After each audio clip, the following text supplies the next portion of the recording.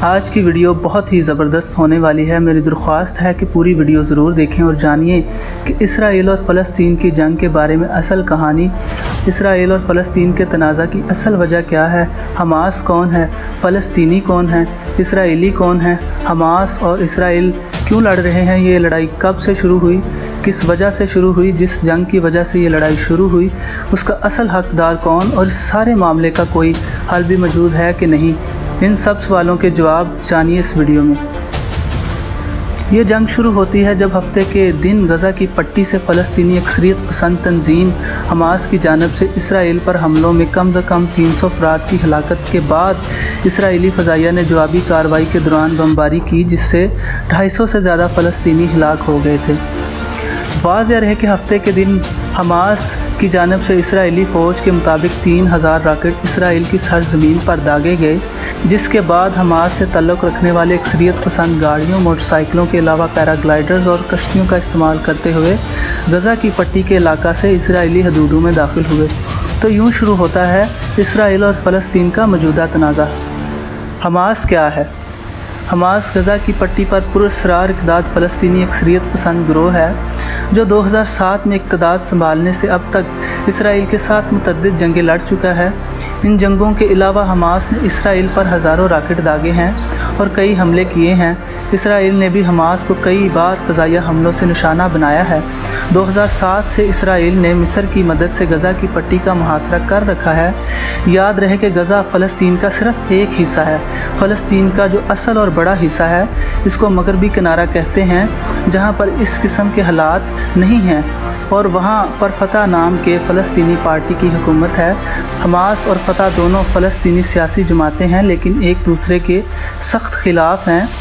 اب اسرائیل چاہتا ہے کہ غزہ سے حماس کو ختم کر کے اس کا کنٹرول فتح پارٹی کے حوالہ کیا جائے، لیکن یہ اتنا آسان نہیں ہے۔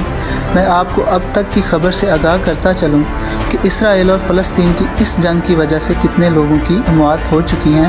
حماس کے حملے شروع ہونے کے بعد سے اب تک 1400 سے زیادہ اسرائیلی ہلاک ہو چکے ہیں۔ اسرائیل نے کہا ہے کہ اس کے 299 فوجی مارے گئے ہیں۔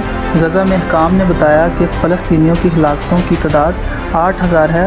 ہلاک ہونے والے امریکی شہریوں کی تعداد 30 ہو گئی ہے جبکہ 13 لاپتہ ہیں۔ مشرقی وسطی کے اس طویل اور خونی تنازع کو دہائیاں گزر چکی ہیں، جس کا مستقبل قریب میں بھی کوئی مستقل حل ہوتا دکھائی نہیں دے رہا۔ اس تنازع کا تناظر سمجھنے کے لیے ہماری جانب سے چند اہم سوالات کے جواب دیے جا رہے ہیں۔ یہ تنازع شروع کیسے ہوا؟ یورپ میں یہودیوں کے ساتھ روا رکھے جانے والے سلوک کی وجہ سے صہیونی تحریک زور پکڑنے لگی، جس کا مقصد یہودیوں کے لیے الگ ریاست کا قیام تھا۔ اس وقت فلسطین کا علاقہ سلطنت عثمانیہ کے کنٹرول میں تھا، تاہم پہلی جنگ عظیم کے بعد یہ خطہ برطانیہ کے زیر تسلط آیا، جہاں یہودی بڑی تعداد میں منتقل ہونے لگے اور یوں مقامی عرب آبادی کے ساتھ تناؤ کا آغاز ہوا۔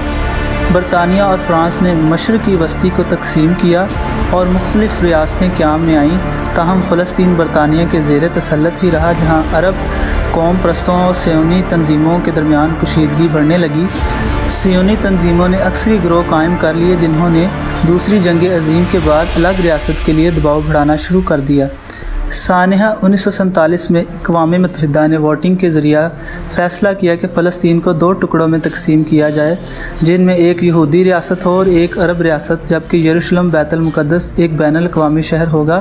تاہم 14 مئی 1948 کو اسرائیل کا قیام ہوا تو اگلے ہی دن اردن، مصر، شام اور عراق نے حملے کر دیے۔ یہ پہلی عرب اسرائیلی جنگ تھی جس کے نتیجے میں اقوام متحدہ کے منصوبے کے مطابق جہاں عرب ریاست بننا تھی وہ علاقہ مختلف ممالکوں کے قبضہ میں آ گیا اور یوں فلسطینیوں کے لیے ایک سانحہ نے جنم لیا۔ 7.5 لاکھ فلسطینی ہمسایہ ممالک خود فرار ہوئے یا انہیں اسرائیلی فوجیوں نے بے دخل کر دیا۔ 1967 کے عرب اسرائیلی جنگ نے اس تنازع کو مزید پیچیدہ بنا دیا جب اسرائیل نے عرب اتحاد کو شکست دے کر مصر سے غزہ کی پٹی، شام سے گولان اور اردن سے مشرق یروشلم سمیت ویسٹ بینک یعنی اردن چھین لیا، اور مصر کو سینائی سے بھی ہاتھ دھونا پڑا۔ 1963 میں مصر اور شام نے اسرائیل پر اپنے علاقے چھڑانے کے لیے حملہ کیا، جسے یوم کپور جنگ کہا جاتا ہے۔ 6 سال بعد اسرائیل اور مصر نے امن کا معاہدہ کر لیا اور سینائی مصر کو واپس لوٹا دیا گیا اردن نے بھی کچھ عرصہ بعد اسرائیل کو تسلیم کرتے ہوئے مصر کی تلقید کی۔ اسرائیلی بستیاں 70، 80 اور 90 کی دہائی میں تعمیر ہوئیں، مگر گزشتہ 20 برسوں میں ان کی آبادیوں میں 2 گنا اضافہ ہوا۔ اسرائیل ان بستیوں کو پانی اور بجلی جیسی سہولیات فراہم کرتا ہے اور ان کی حفاظت اسرائیل کی فوج کرتی ہے۔ زمینی حملے زیادہ تر جنوبی اسرائیل میں ہوئے، جن کی سوشل میڈیا پر نظر آنے والی ویڈیوز میں دیکھا گیا کہ متعدد افراد موٹر سائیکلوں پر، پیدل یا گاڑیوں پر سرحدوں پر موجود رکاوٹیں دور کرنے کے بعد اسرائیل میں داخل ہوئے۔ اسرائیلی میڈیا کے مطابق حماس کے جنگجوؤں کے اسرائیل میں داخل ہونے کے بعد ملک کے جنوبی علاقہ میں ان کی اسرائیلی فوج سے مسلح جھڑپیں ہوئیں۔ حماس کا دعویٰ ہے کہ اسرائیل کے پاس 53 جنگی قیدی ہیں، جن میں اسرائیلی فوج کے سینئر افسر بھی شامل ہیں، اور ان میں سے بہت سوں کو ان سرنگوں میں رکھا گیا ہے جنہیں ماضی میں اسرائیل نشانہ بناتا رہا ہے۔ اس کارروائی کے جواب میں اسرائیل نے غزہ کی پٹی پر فوری فضائیہ حملے شروع کیے، جہاں مقامی حکام کے مطابق اب تک سینکڑوں افراد ہلاک ہو چکے ہیں۔ فوجی حکام کا کہنا ہے کہ ان حملوں میں حماس کے 17 عسکری کمپاؤنڈز کو نشانہ بنایا گیا ہے۔ اسرائیلی طیاروں نے غزہ کے شہر کے مرکز میں واقع ایک 11 منزلہ عمارت کو بھی بمباری کر کے تباہ کر دیا ہے۔ اس عمارت میں حماس کے ریڈیو اسٹیشنز قائم تھے۔ حماس کا کہنا ہے کہ اس حملے کے بعد اس نے اسرائیلی علاقے پر مزید 150 راکٹ داغے ہیں۔ اس سے قبل اسرائیلی وزیر اعظم بنیامین نیتن یاہو نے ایک ویڈیو بیان جاری کرتے ہوئے کہا کہ ہم حالات جنگ میں ہیں۔ اسرائیل کے وزیر دفاع یوآف گلینٹ نے کہا ہے کہ حماس نے ایک سنگین غلطی کی ہے، اور یہ کہ اسرائیل کی ریاست یہ جنگ جیت جائے گی۔ اسرائیل کون ہے؟ اسکالرز کو اسرائیل کی قدیم تاریخ کے بارے میں جو کچھ معلوم ہے وہ عبرانی بائبل سے آتا ہے۔ اسرائیل کی ابتدا حضرت ابراہیم سے لی جاتی ہے، جسے یہودیت اپنے بیٹے اسحاق کے ذریعہ اور اسلام اپنے بیٹے اسماعیل کے ذریعہ دونوں کا باپ سمجھا جاتا ہے۔ ابراہیم کی اولاد کنعان میں آباد ہونے سے پہلے سینکڑوں سالوں تک مصریوں کی غلامی میں رہے، جو تقریباً جدید دور کے اسرائیل کا علاقہ ہے۔ لفظ اسرائیل حضرت ابراہیم کے پوتے حضرت یعقوب سے آتا ہے، جسے بائبل میں عبرانی خدا نے اسرائیل کا نام دیا تھا۔ حضرت داؤد نے تقریباً 1000 سال قبل از مسیح میں اس علاقے پر حکومت کی۔ ان کے بعد ان کے بیٹے حضرت سلیمان بادشاہ بنے، جن کو یروشلم میں پہلی مقدس ہیکل بنانے کا سہرا دیا جاتا ہے۔ تقریباً 722 قبل مسیح میں اشوریوں نے اسرائیل کی شمالی ریاست پر حملہ کر کے اسے تباہ کر دیا۔ 568 قبل از مسیح میں بابلیوں نے یروشلم کو فتح کیا اور پہلی ہیکل کو تباہ کر دیا، جس کی جگہ تقریباً 516 قبل مسیح میں دوسرا ہیکل بنا۔ اگلی کئی صدیوں تک جدید دور کے اسرائیل کی سرزمین کو مختلف گروہوں نے فتح کیا اور حکومت کی، جن میں فارسی، یونانی، رومی، عرب، فاطمی، سلجوق، ترک، صلیبی، مصری، مملوک، اسلام پسند اور دیگر شامل تھے۔ اسرائیل کی طویل تاریخ میں یہودیوں اور عرب مسلمانوں کے درمیان تناؤ موجود رہا۔ دونوں گروہوں کے درمیان پیچیدہ دشمنی قدیم زمانے کی ہے، جب وہ دونوں اس علاقے کو آباد کرتے تھے اور اس کو مقدس سمجھتے تھے۔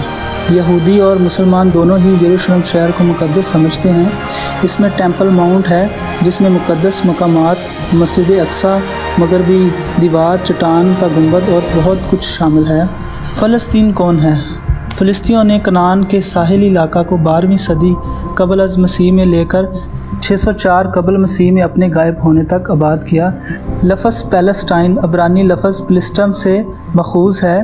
یہودی صحیفوں میں فلسطین کا مطلب ان پڑھ اور ثقافت سے عاری شخص کے لیے آیا ہے۔ فلسطینیوں کی ابتدا عالمی بحث کا موضوع بنی ہوئی ہے۔ قدیم دنیا میں فلسطین اس خطے کا حصہ تھا جسے کنعان کہا جاتا تھا، جہاں اسرائیل اور یہودیوں کی سلطنتیں واقع تھیں۔ فلسطین اصل میں جنوبی کنعان میں زمین کے اس علاقہ کا نام تھا، جس کے ایک بہت ہی چھوٹے حصے پر فلسطینیوں کے نام سے جانے والے لوگ قابض تھے۔ بنی اسرائیل دوسروں سے بہت پہلے اس علاقہ میں اپنے آپ کو قائم کر چکے تھے۔ خیال کیا جاتا ہے کہ فلسطین اس علاقہ میں کانسی کے زمانہ کے اختتام پر آئے تھے اور بحیرہ روم کے جنوبی ساحلی میدان میں ایک ایسے علاقہ میں جو بعد میں فلسطہ کے نام سے جانا جاتا تھا میں قائم ہوئے۔ لیکن عبرانی بائبل میں اس بات کا اشارہ ملتا ہے کہ ان کی ابتدا کریٹ سے ہوئی تھی۔ سیپٹاجنٹ عبرانی بائبل کا یونانی ترجمہ بھی انہیں کریٹ سے جوڑتا ہے، لیکن کچھ دوسرے علماء نے ترکی یا बहरा असूद के आसपास के इलाकों का मशवरा दिया है। दूसरी तरफ वो कनान में ही एक अलग थलग कबीले के तौर पर पैदा हो सकते थे। इसराइल में फ़िलिस्ती शहरों की खुदाई में कब्रिस्तानों ने यूरोपी जीन्स के तालाबों के साथ मुकामी सामी खसलतों के मखलूत जीन जिस्म का इंकशाफ किया। मखूर अल-ज़िक्र खित्ते में हिजरत की निशानदही कर सकता है। आसार कदीमा के माहिरीन ने इसराइल में फ़िलिस्तियों से मुंसलिक बहुत से शहरों के साथ साथ मज़ीद शमाल में वादी जज़रील में कुछ मकामात की खुदाई की है। मादी शवाहद में बड़े हाल शामिल हैं, जैसे कि माइसिनियन मैग्रोन, एक बड़ा हाल जिसमें मरकूज़ चूल्हा और तख्त है। इब्तदाई फ़िलिस्ती मिट्टी के बर्तनों माइसिनियन एजियन की मिट्टी के बर्तनों से मुशाबहत रखते हैं, जो कि भूरे रंगों से सजा हुआ था। फ़लस्तीन इस इलाके के मुकामी नहीं थे, लेकिन इब्तदाई एजियन सकाफ़तों से मिलते जुलते तदफीन के तरीके थे। लियोन लुई मुहिम, जो कि कई यूनिवर्सिटियों के साइंसदानों पर मुश्तमिल थी, ने फ़िलिस्ती कब्रिस्तानों की खुदाई की। एक में 11वीं सदी से 8वीं सदी कबल मसीह तक 150 लाशें थीं। तहकीकात में DNA का मुतालिया भी शामिल था। इनके नताइज से पता चला कि फ़िलिस्ती इस इलाके के मुकामी नहीं थे, लेकिन इनकी तदफीन के तरीके कदीम एजियन सकाफ़तों से मिलते जुलते थे, जहाँ कुछ को पत्थर के गोल मकबरों में दफन किया गया था जो कनान के मुकामी नहीं थे। ये सारा वाक़या देखने और सुनने के बाद फ़ैसला हम आप पर छोड़ते हैं कि जिस जगह की वजह से ये लड़ाई हो रही है, इसका असल हकदार कौन है।